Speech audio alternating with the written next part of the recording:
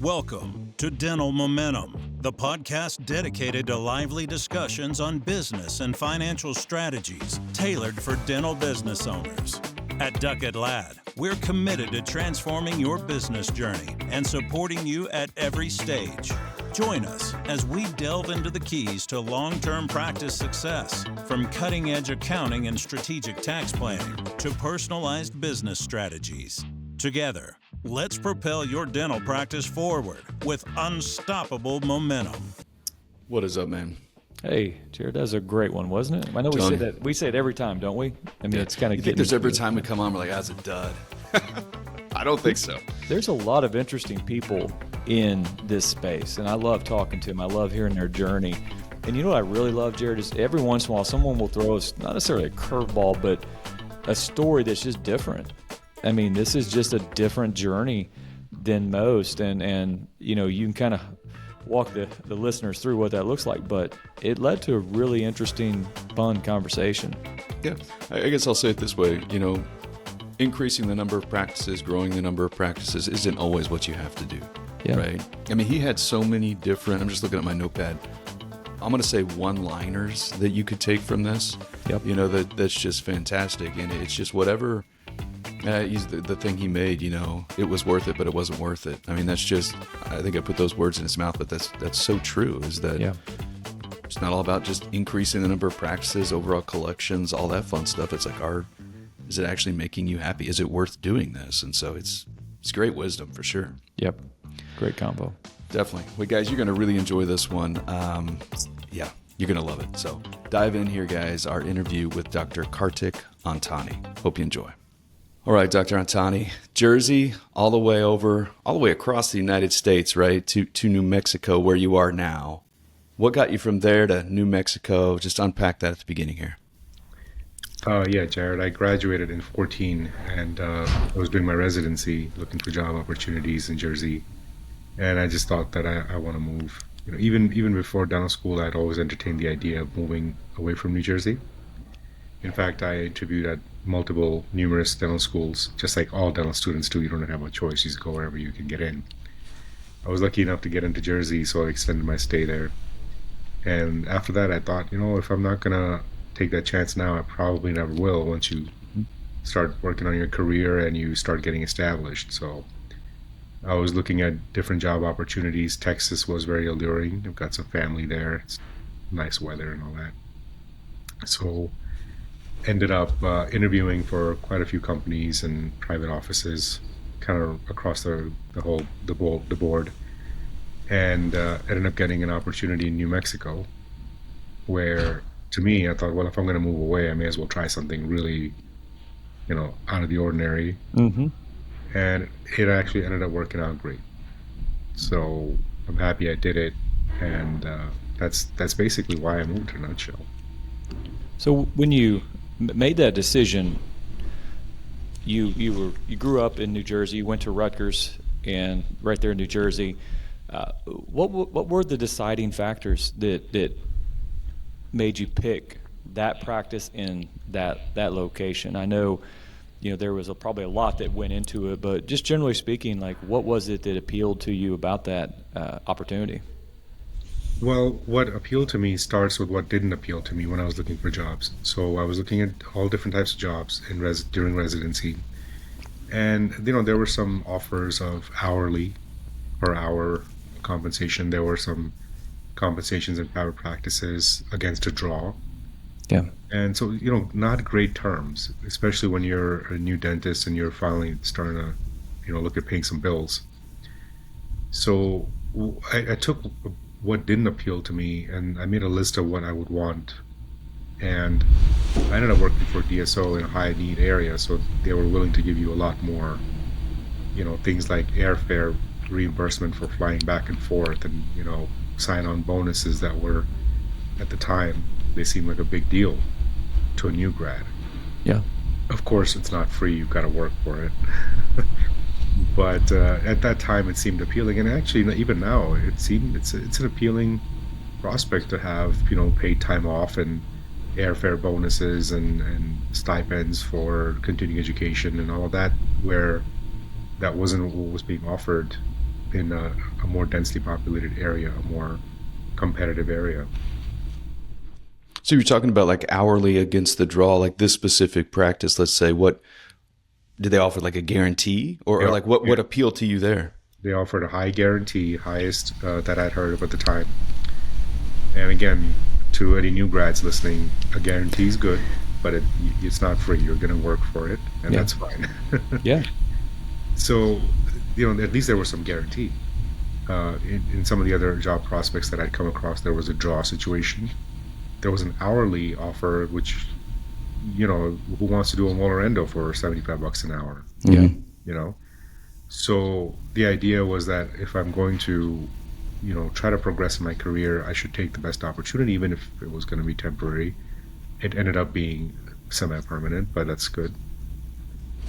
What's interesting there, I think that's a good learning for folks who are looking to start hiring associates of what psychologically goes into that, because presumably you moved across the country and had no family ties or anything in that area at all. Is that a fair statement? Oh yeah, that's a fair statement. Just me. Tell us about that. Did that make the decision a little bit tougher, or was that just part of your plan that you were going to find the best opportunity, and wherever it was, you'd make that your home? Well, at that time, the plan was to take that opportunity for a year or two and then figure things out. Yeah. I always thought about moving to Texas or Arizona. New Mexico wasn't really on the list long term, but having a few family members in Texas and in Arizona, that was going to be the plan. So it was not the easiest of decisions, but it was a decision that I made that at that time seemed like the smartest thing to do, and it turned out to be a pretty good opportunity.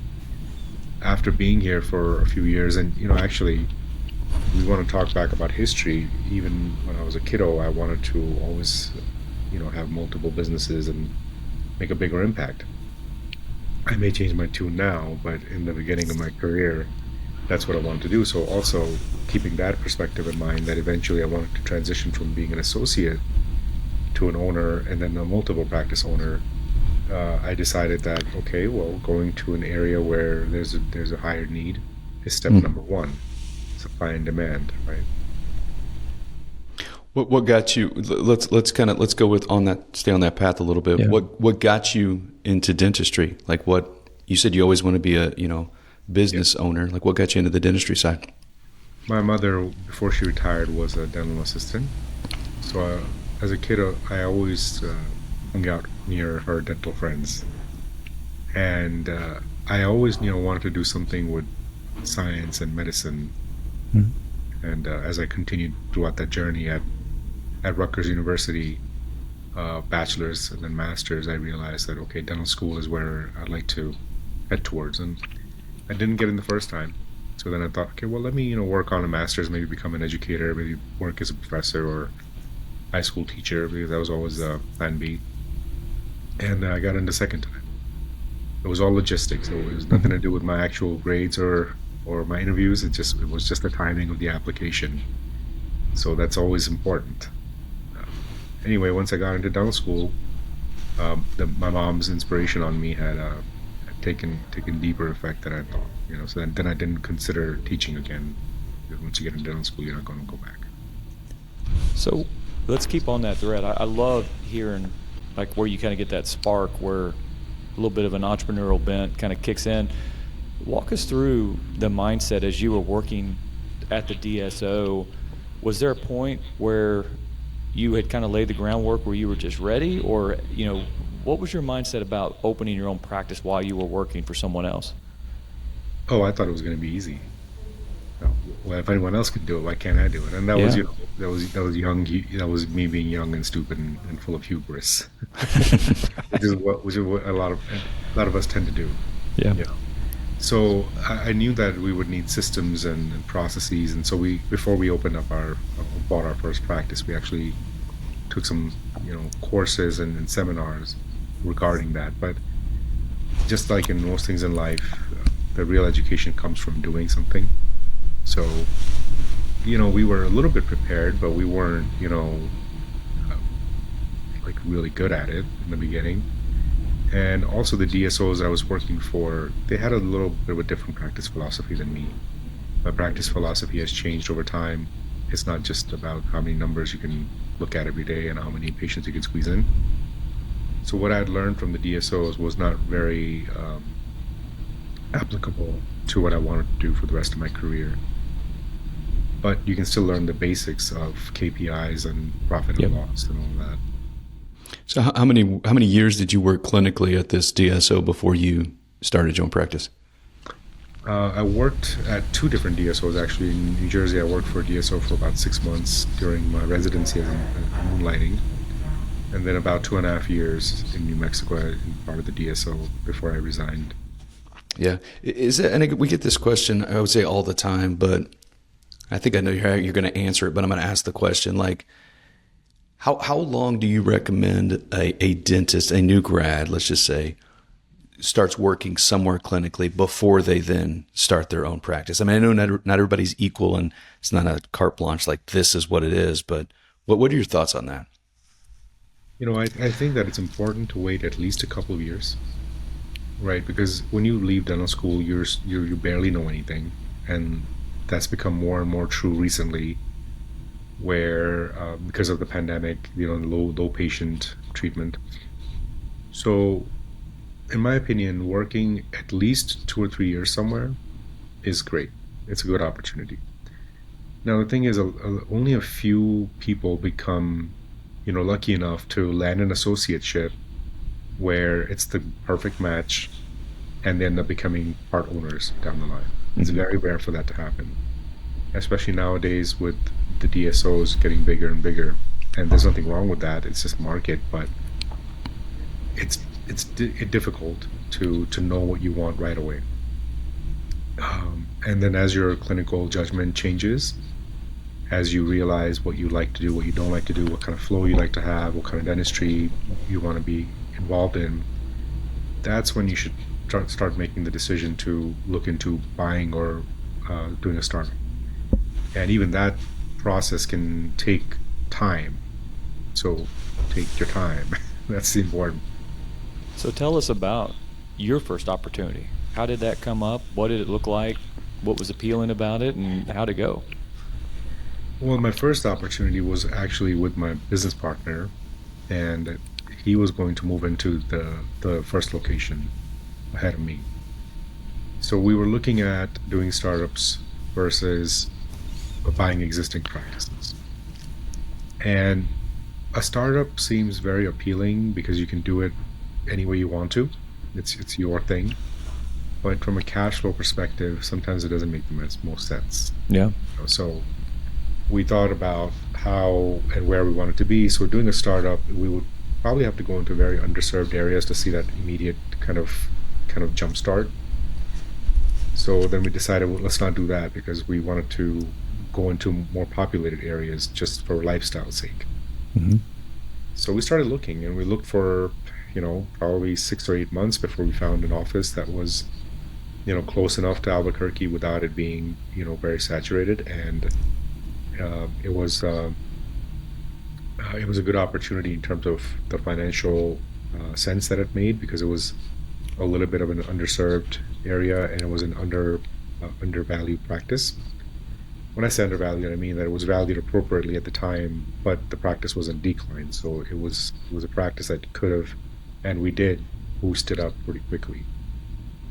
So that was our first opportunity. My business partner, he started there first, and then we decided to look for a second practice.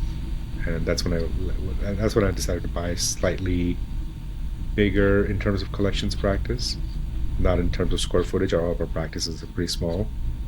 And I wanted to buy a practice that had more systems in it. So that's what we looked for the second practice. Go back. Let's go back just 1 second to, you mentioned your business partner. Mm-hmm. How did you meet your business partner? Like, how did that all transpire? Like, walk us through, like, where you're like, okay, let's be partners on this. We were buddies in dental school. There you go. Okay. and then our, I guess our lifestyles and our mindset aligned, our goals aligned. So we decided to proceed with seeing how it goes. And initially it was going to be hey, let me try to help you buy a practice and see what happens. And then it evolved into, let's manage practices together, which evolved into let's maybe buy a third practice together, and so on and so forth. So he moved out there at the same time with you, or like how'd that work? Yeah, so he moved to Michigan actually after dental school, and then a couple of years after that he moved to New Mexico. So he was in New Mexico about 6 months after I was. Okay.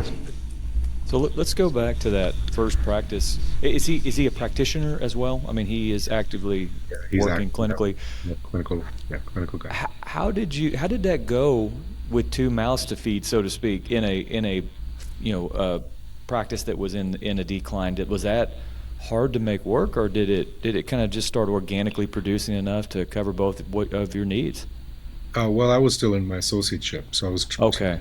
kind of helping him, as much as I could on the weekends, and by running the practice, not so much clinical. I see. And that practice did not have enough to even feed one mouth in the beginning. Forget about two, So, but we did grow it. Within a few months, it was doing enough to be able to sustain, at least not going into the negative all the time. Yeah. And it picked up from there. But we knew right away that we're not going to have two doctors in the same practice. It's not going to happen. And not two full time. We did have multiple doctors in the practices, but part time. Yeah. Sort of like on a rotation basis. But initially, we decided that that's not going to work. So let's move for a second practice. What were some? I mean, sure you can remember this like it was yesterday. But what were some of the bigger things that you did instantaneously, I guess, to almost rebound this practice? You said you got it at a decent valuation, but it was in decline. Like what was broken? What did you kind of do to fix it up? Well, the previous dentist was retiring, so he was not really seeing that many patients. He wasn't doing any marketing. He didn't really have any systems. He was a nice guy, but I think, when you get closer to retirement, you don't care as much. Yeah, yeah. See it all the time. Simple things like the phone systems and answering phone calls and being open, being actually available to see patients. Marketing. The hygiene department was pretty broken down, so we fixed that up. So very, very easy to fix things. Little buttons you can push in any practice. In fact, you should be pushing these buttons all the time and turning knobs and checking your KPIs all the time, even if you're a successful practice. So those were some of the simple things that we did initially, and then just waited. We waited for the marketing to kick in. We did some ground marketing. We did, more contracts with insurance carriers, and we waited, and then we started doing good dentistry. Yeah. So what was how much time elapsed between when you bought that practice, you realized that it's not going to be big enough to feed both of you, so you started looking and actually acquired that second? Well, we were looking at multiple practices simultaneously because we really? Okay. always was to have multiple locations, not just have multiple doctors in one practice. So we were looking for the second for a while, and in fact we'd even come across deals back when we were doing our due diligence where people were selling multiple practices that could have made sense for us. But for some reason or the other it didn't work out. So we were all looking simultaneously. The second practice was acquired about 6 months later. We just happened to find the right practice and took the plunge. So you never, I guess I'm assuming this, you never worked clinically in that first practice. Your partner did. You kind of helped manage it, get off the ground, turn knobs, get systems, everything in place. And then when you bought this second practice, 6 months later, did you then jump over and start working clinically in that one, or how'd that work? So the second practice was all me clinically. And then in a few months later, we added a third doctor that would go between the two locations for some of the more specialty procedures. Mm-hmm. That was in 2018. End of 2018 is when we added him. Let me ask you this. I'm always so curious, and you have a bit of a unique story because you were fairly new in your profession, but you were looking at multiple practices. So there's like a risk component to that. How did you and your business partner chat through the risk tolerance you would have as you're looking at multiple practices as relatively new dentists and business owners? Yeah, we just knew that we were going to make it, and that was the wrong idea. That was the wrong mindset. Was it a little hubris there as well? Is that? I mean, would you think so? Yeah, of course. It's the young mindset, but no, of course we did some math and we talked about it, and we knew that for a few months we were going to be, taking a break from a steady paycheck, and that can sometimes turn into years. And I know dentists who are very successful, they still skip months of salary sometimes because things happen. I mean, I'm sure you have clients who just say that, hey, this month I'm not taking a paycheck because X, Y, Z. Yep. So, we did the math, but certainly you learn along the way. And it's funny now, but back in the day we were like, oh yeah, we got this. I mean, nobody fails in dentistry. Yeah. Hard to do. So it worked out, but to any younger or newer listeners, maybe do a little bit more due diligence in your life. Well, it's funny. I mean, you made the comment like when you get out of dental school, you know nothing, right? And then you guys, you jump on board, start working at this DSO, start getting your clinical, right? Getting the clinical underneath you, getting very comfortable and confident in that. How did you start to learn like the business acumen side? Excuse me, like, what to pay for a practice, how this practice is going to cash flow, all that stuff. So just like anything else in life, some of that is nature versus nurture. So, some of it is just common sense that if you have that in your natural ability, you'll know. But we relied on some very, very good professionals. We had a CVA, a CPA, lawyer, brokers who, sometimes can be helpful. Sometimes they're working for the other side. So you always want to have your own team. So I realized that, and I still realize that knowing everything is not the answer. Knowing people who know more than you is the answer. Great comment. Yeah. So once we started to go down the path, I realized quickly that, we need to find the right, person who can negotiate real estate for us, the right person who can value the practice independently of what the broker says. The right connections in terms of, the legal agreements to banking needs, everything kind of stem from finding the first people, the first right one or two people that then put us in touch with other folks. And that's still my philosophy for now, that I don't need to know everything. I just need to know what I don't know. Yeah. And then find the right people to help me address that. So let me ask you this, because you made a comment I think is very interesting, which is you had your first practice that you were implementing some processes and procedures, but you were looking for maybe a little bit more stable, from a process perspective, second practice. When you bought that practice, how did you kind of mesh what they were doing with what you were doing at the first practice to find best practices? Yeah, well, that's actually, I was just writing an article about that actually last night. So Nice. yeah. So the idea was to take a practice that did not have any systems, and then a practice that had great systems. And how do you? And that's what you had, the first and second. I mean, that's how they would you would define them. Right, exactly. Yep. I got lucky with the second one because it came with a lot of great systems. Now, of course, nothing is perfect, nothing's foolproof. Sure. So, taking some of the good things from the second practice and rolling over to the first practice was a little challenging. You're relying on employees that you haven't known that long to try to accomplish your vision with you. So, and then that's when you figure out who you want to keep long term and who you can't keep long term. And of course, there's also the barrier of, what are my patients going to think? They're not used to this. What is my team going to think? They're not used to this. They're not used to accelerated hygiene. They're not used to taking deposits from patients for practice, for procedures, so the no-show rate goes down. Yeah. There are certain things that they may not be used to, but you just got to push through it, and that's what we did. And we still do. If we incorporate one fun thing or one beneficial thing into one practice, I definitely tell my business partner about it, and his team as well, so they can implement it if they choose to do that. Yeah. So the new practice had dynamite processes and stuff in place, and that's what you went and incorporated at number one. You just kind of bought the processes, basically. Yeah.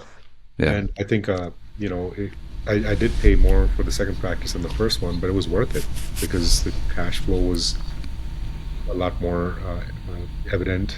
The systems and processes made scheduling and everything more efficient and productive. Assisted accelerated hygiene made, how people say that, oh, my hygiene department's a loss leader. It doesn't have to be, So we incorporated those changes pretty swiftly into the first practice.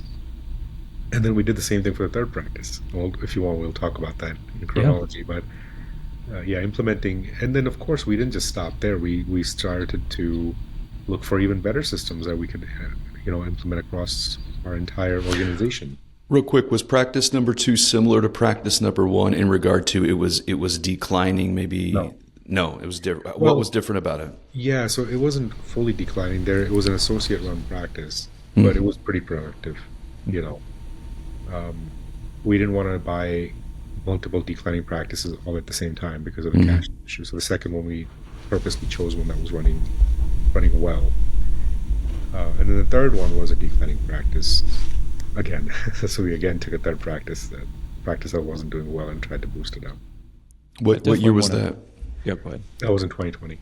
2020. Well, real quick, I want to go back to that second one because I am interested. When you have a practice that's associate-driven, that's humming, typically you have a pretty good team in place. What was that team like? Like, who were you finding that were the ones that were really making sure that things got done and the trains ran on time? Well, the practice was managed by the previous owner's wife, who is an awesome person. She's a hygienist by training, and she also manages the offices. So that was one really good thing. Now, of course, I didn't get to retain her because she went with the owner to their other practice, and we're still friends, and it's great. But they left behind a team of very talented assistants, hygienists, and I did have to hire a few people, replace a few along the way, but some people have been here longer than I have, So, again, not everything's perfect all the time, but the systems make it so even an underperforming employee can keep. Yeah. That's what they had implemented more than the people. The systems were more. Well, let's keep rolling then. So, was it about a year and a half, 2 years before when you started looking for your third practice? Yeah. So 2018, summertime is when we closed on the second practice. Yeah. And we were over our heads with all the things you have to do. So it was not easy. But as things became more stable and we kind of saw through the tunnel of what needs to be done, we started to identify other potential underperforming practices that could be brought up to par. So we looked around, and there were quite a few options. People were closing down, retiring. They couldn't find competitive buyers. A lot of DSOs want bigger spaces. We were okay with smaller spaces. And a lot of DSOs want the doctor to stick around for 3 to 5 years. We didn't care. We had enough providers back then. And then the pandemic happened, which really catapulted some people's retirements. They really wanted for sure. So then we came across a couple of opportunities, and we did some due diligence and ended up buying one of them. And that's how we came across the third one. So how close are you? Got like a triangle going on with these three, or like how close are the proximity of all these? Yes, when we had all three under our ownership, then yes, we did have. It was like a triangle. Everything was about 35 to 40 minutes away from each other, so kind of around the Albuquerque area. So let's mull over the business strategy here, because we started with a lower price point, declining practice, realized there's a little bit more work that went into that, invested, paid a little bit more, probably a fair price, but more, but got a better product, and then wanted to look, or ended up getting something that was more on the decline again.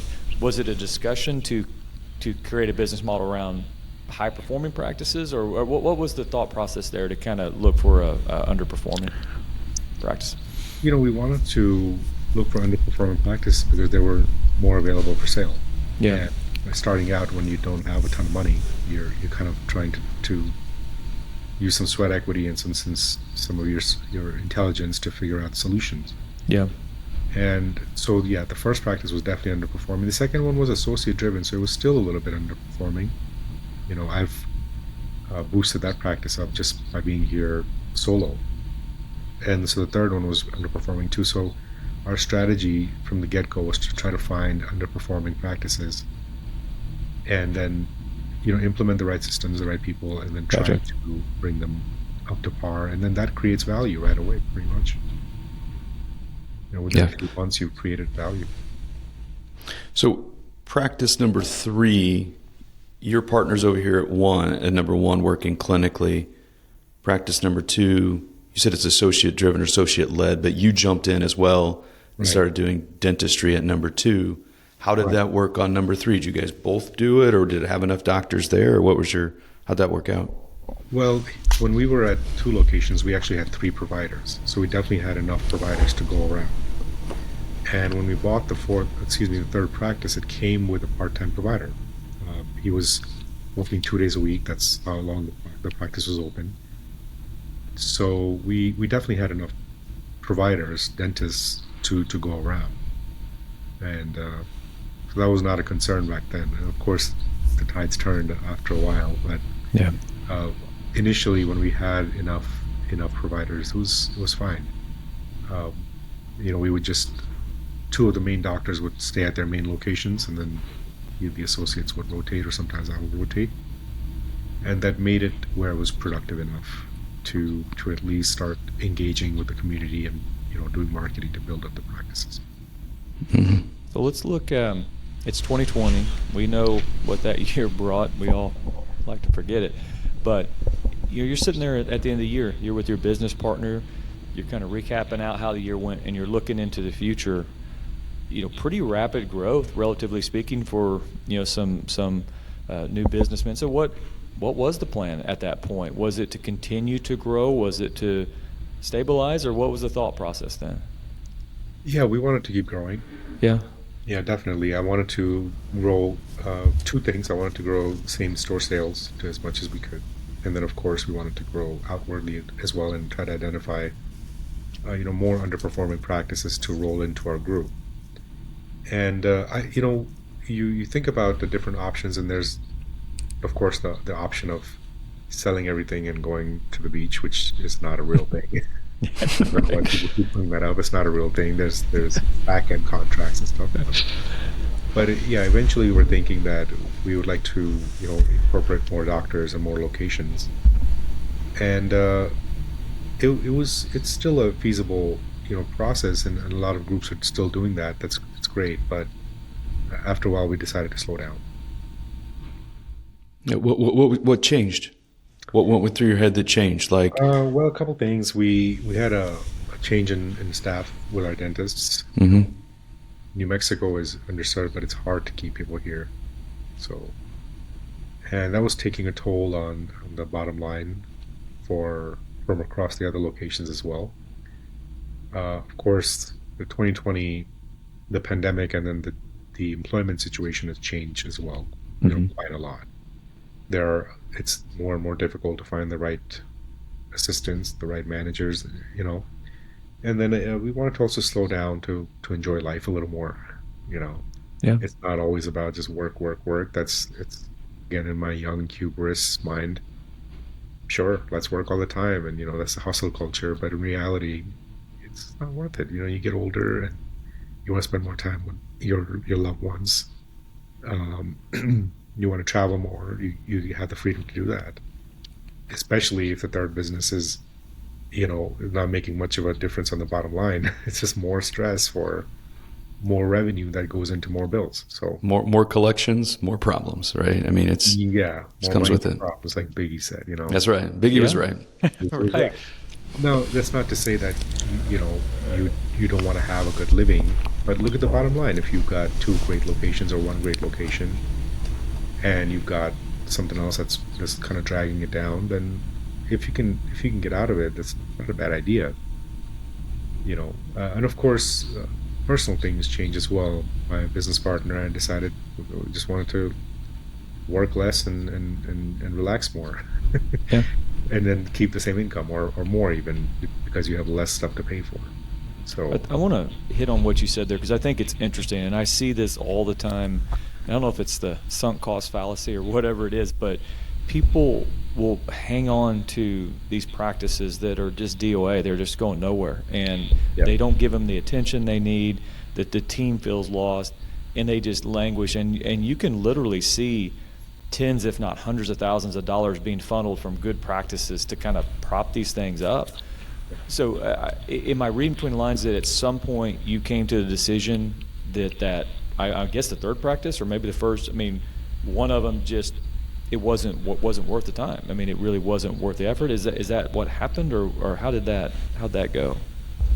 Well, first of all, you're right that a lot of practices, especially the ones that are underperforming, are because they don't get paid attention to. They don't get the love that they need to boost up. And I think for me personally, the third practice was, when we were at our busiest, was worth it, because we had tripled the collections within a year, so that was worth it. But on a personal level, I was stressed out way too thin. Because giving that love and attention to grow a practice while you have other practices that still need it, it's too much. Getting home at 8, 9, 10 o'clock at night after a frustrating day, then you have to do the math and take inventory of your life and say that, okay, well, what did I do that made the day worth it today outside of work? So it was a combination of business decisions, but also personal decisions. And I think more people should do that, especially if they're starting their journey out with the emerging DSO and emergency group practice. The emergency space is where you can make these mistakes and learn from them, or deliberately make the decisions to scale back or do something else, and not have 10 locations worth of responsibilities. That's when it's maybe a little too late. Now you're kind of stuck, and now you have no recourse but to go forward as best you can. That's it's so interesting. You basically, what you said to a degree was on practice number 3, it was worth it, but it wasn't worth it to a degree. Yeah, financially it was worth it, but it wasn't giving me extra money per month. It was more like, okay, the practice is growing, and then you're reinvesting the revenue back into the practice to keep it growing, which is great. Eventually, when you decide to sell it or whatever, you'll get more for it. But the day-to-day, for some people it's worth it, for some people it's not. And I think that making those decisions when you're at a smaller scale, really taking inventory to see if this is what you really want to do, is very important. So walk us through, because you said it earlier in this interview that you're not at 3 practices today. Walk us through your mindset, like which practice is not with you, or which 2 how's that work? Like, walk us through your mindset there. Yeah, so the practice that we bought most recently is the one we sold the first. Number 3. Number 3, because we were not there full time. The practice needed someone that could take care of the patients and the practice itself. And we found a great buyer, and ended up working out just fine. Yeah. And now with the remaining 2 practices, since we already have the systems in place, I don't have to do a whole lot of administrative work outside of things I choose to do. So I'm focusing more on clinical. And to all the people that are out there that are thinking that clinical dentistry is so tough, I just want to open up multiple practices and live on the beach. It doesn't work like that. The clinical dentistry is a lot easier, trust me. Yeah. Especially if you're a good dentist and if you have the skills for it. It's not that difficult, and it's not easy. I'm not belittling anyone, but to me, I find clinical dentistry refreshing and fun. What's the third practice? Sorry, Bill. Was the third practice your biggest practice in regard to collections, or no? No. Our first 2 are equally the biggest. Two of the biggest. Makes sense. Okay, perfect. So 2-part question here. How long did you hold that third practice, and psychologically, was it hard to make that decision to let go? Really good questions. So about 3 years. Okay. We had the practice about 3 years. Psychologically, yeah, because initially your thought is that you don't want to scale back down because you want to keep getting bigger and bigger and bigger. Yeah. But once you get over that hurdle of, wait, this decision makes a lot of sense. There's no ego.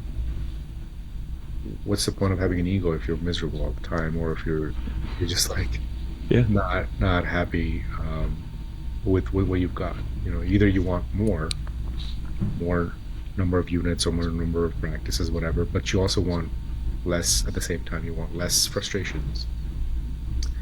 So you got to pick one. Yeah. So psychologically, in the beginning, I was, we don't need to scale back. We can keep going. Just hire a couple more doctors and we'll be all right. That probably would have been a good option. And I do thank my business partner for sitting me down and telling me, okay, man, I think we need to stop because you're working yourself way too much. So once we came to that conclusion that this is probably best for the interim to long term, then psychologically it wasn't a big deal. Once you make the decision, it's just going through the steps of listing the practice, doing the due diligence, helping the new owner, whatever. Well, you kind of went into one of the questions I'm getting ready to ask, which is you got two partners, and a lot of times you might see you got two different, mindsets, right? Maybe one wants to keep going and one wants to scale back. But did your partner come to you, like you just said, and was like, hey, man, does it make sense to scale back? I'll shut up. Answer that. Like, how'd that work? Yeah, so I think with him and I, we've always had an understanding, even for small decisions, to debate it out. Mm-hmm. Things that we know are the right move, we would still have debates about sometimes. And sometimes it would take a little bit of convincing. He would have to convince me, or I would have to convince him.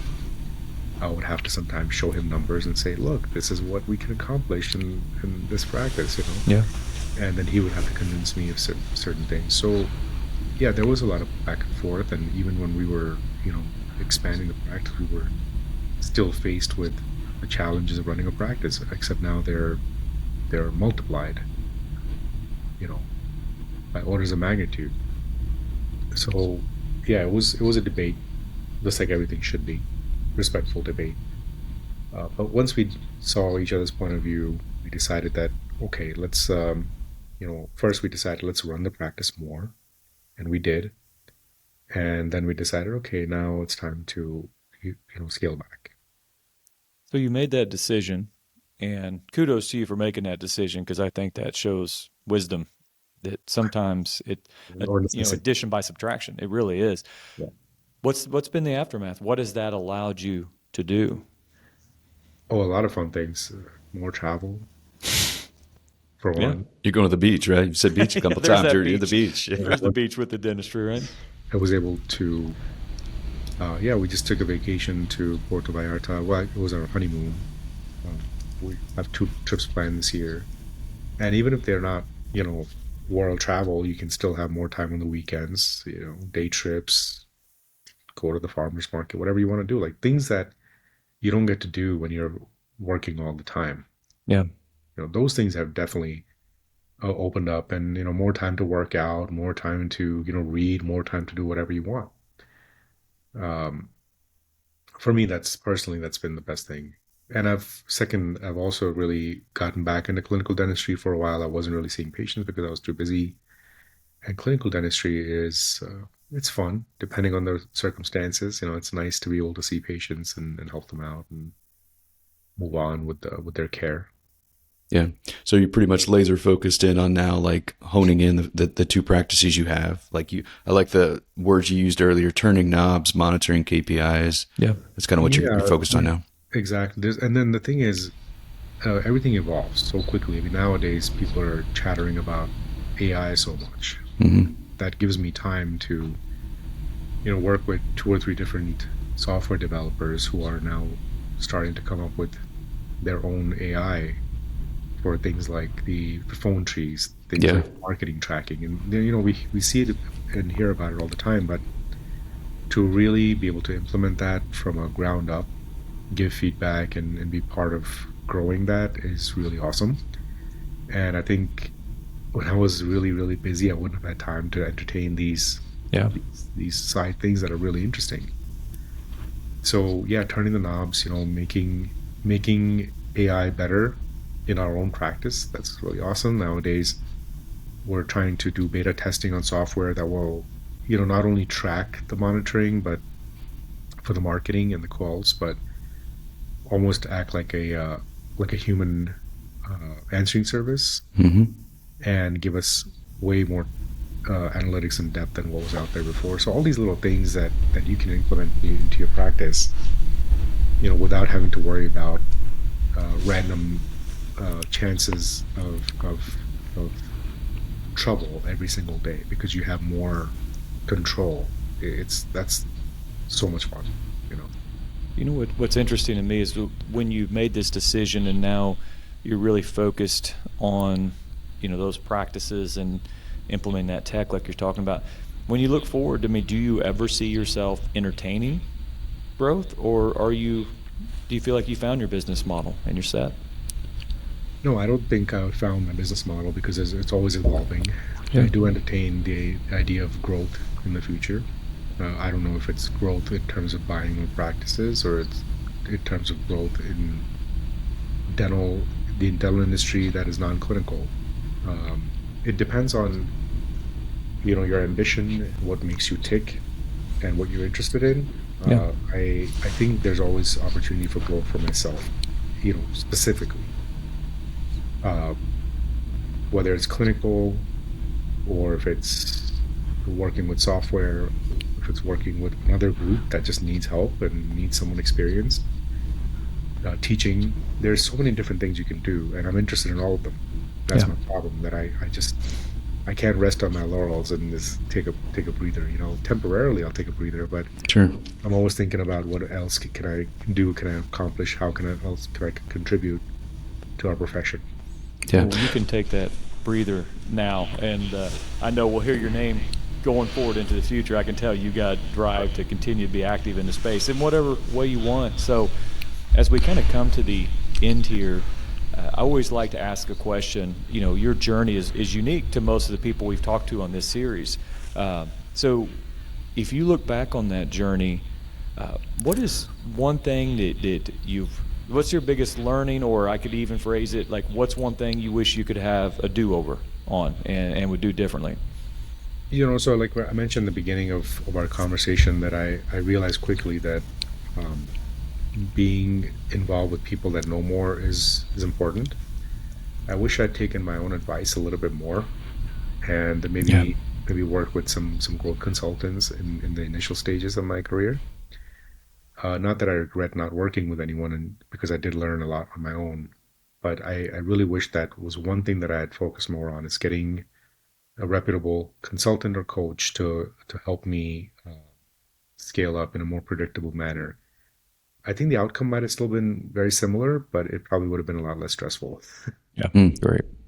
Less stress is always better. So one more question here, and maybe you look at, this year, for what you're trying to, do, try to get better, try to improve upon. What's the big thing that you're trying to knock out this year? Is it the AI stuff, or what is it?